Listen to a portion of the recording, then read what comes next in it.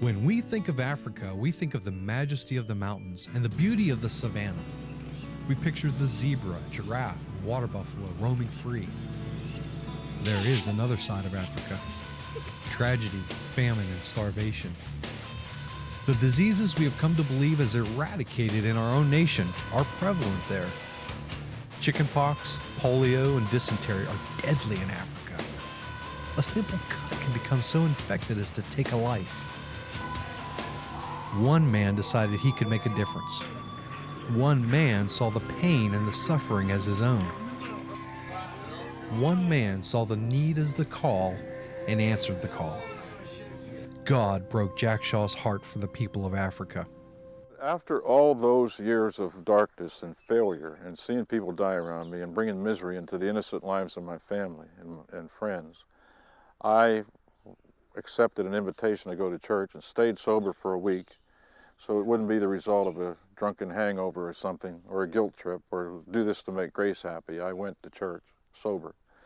And when the preacher said, if you want to know what God's will for your life is, report for duty, I got up and I stumbled over about 4 feet to get out to the aisle, went forward and poured my life at the feet of Christ. And he poured his life into me. And that was the end of the problems with alcohol. And maybe the beginning of some new problems, but the right kind. If they're stepping stones to higher ground, not debilitating steps downward towards hell.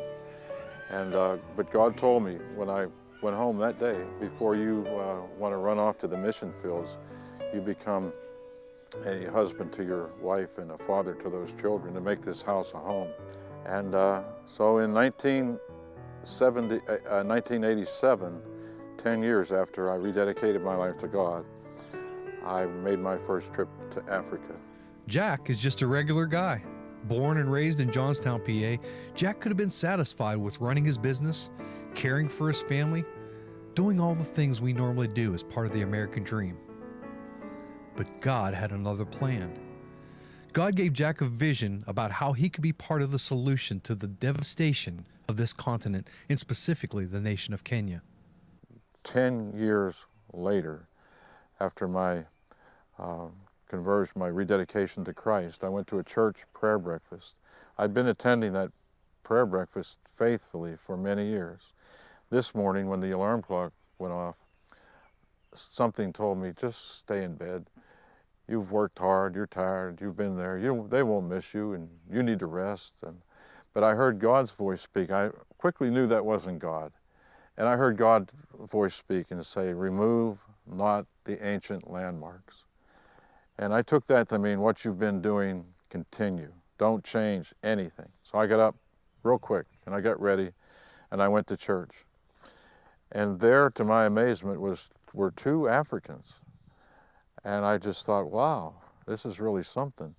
And then they were each invited to speak. And as each one of them got up and spoke for a few minutes, they said they were from Kenya. And the spot that I'd placed on this lighted globe in my bedroom, I knew was Kenya, but I didn't know what area of Kenya. And well, I couldn't wait for them to be, when they were done speaking and the breakfast was over, I went directly to them. And I said, hi, I'm Jack Shaw, and God has called me to build a hospital in your country, in Kenya. And Patrick Chegi, they both looked at me, and Patrick studied me. Seemed like forever, but it was a few seconds, and said, welcome to Kenya. You must come to Kenya. The vision is becoming a reality.